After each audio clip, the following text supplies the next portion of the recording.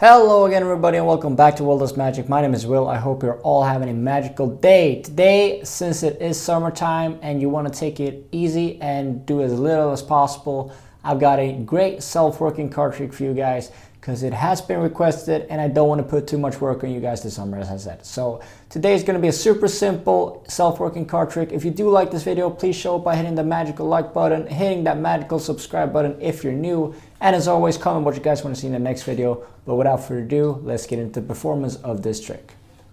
So for this trick, guys, all we need is a deck of cards. Now we do need a full deck of cards here, and that means that we need 52 cards. The reason being is that you're going to do most of the work, but it only works if we've got a full deck, because we want to split it in half. So theoretically, if we have 52, 50, 48, or 46, or going down the line, you get the point, but it's got to be an even number of cards in this deck. Now this is a 52 card deck and I want you to split it in half. So we're going to count down 26 cards. So 1, 2, 3, 4, 5, 6, 7, 8, 9, 10, 11, 12, 13, 14, 15, 16, 17, 18, 19, 20. 1, 2, 3, 4, 5, and 6. Now we got two perfect halves of the deck. I want you to pick one of the halves to shuffle. And whichever one you don't pick, I'm going to pick and shuffle it as well.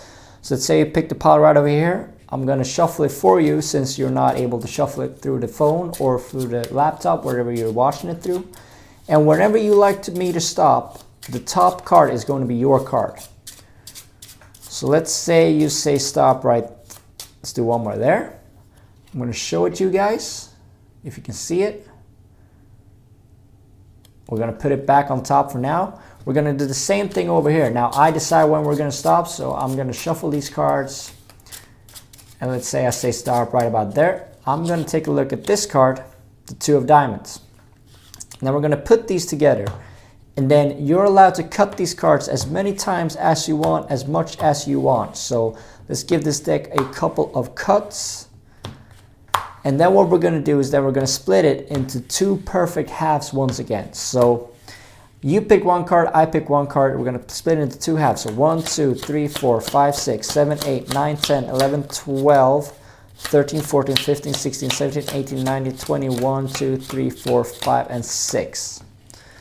So let's just recap what we've done here. We had a shuffle deck of cards, so split it into 2 perfect halves. You then got to pick one of the halves and shuffle those cards and then pick one of those cards. I did the same thing. Now the magical thing about this is that those 2 cards actually have an invisible connection to each other, which means that they're always going to stay together. Now I'm going to show you what I mean by this, but first of all, you're going to pick a pile, and whichever pile you pick, we're going to turn over. So say turn over this pile. All right. I'm going to turn this pile over.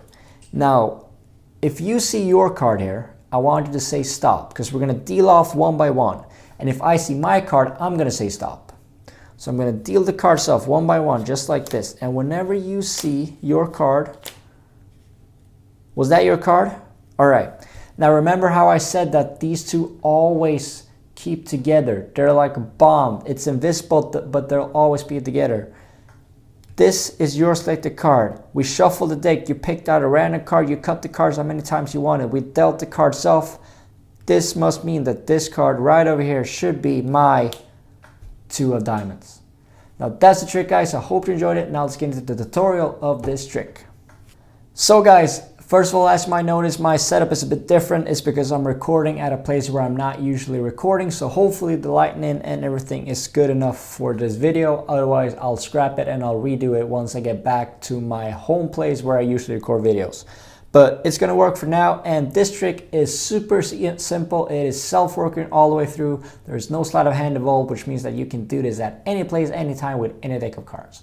And the best thing about this is, as I mentioned in the video, that you're involving the audience, which I think is a very good way to get them interacting with the magic a bit more. You're not only touching the cards, they can touch the cards, they can shuffle the cards, they can do all the things with the cards. And as I said, it is super simple. It is self-working, so we're just going to walk through it. It's going to work every single time. We're going to split the cards up into piles of 26, so a perfect half each. So 1, 2, 3, 4, 5, 6, 7, 8, 9, 10, 11, 12, 13, 14, 15, 16, 17, 18, 19, 20, 1, 2, 3, 4, 5, 6. You're going to have the spectator pick any one of these piles and shuffle them. Now, this is a total free choice. They can shuffle the cards as much as they like. And then whenever they feel done, they're going to stop at that top card. So in this case, the 9 of diamonds. I'm going to do the same thing. So I'm going to shuffle these cards and I'm going to stop at the top card, the 10 of hearts. Now we're going to place these backs. Now, if you don't want to, you don't have to look at this card. You can only look at your card, or you can show all of them your card. It kind of depends how you want to set up the trick and how you feel like the vibe is around the performance, if that makes any sense.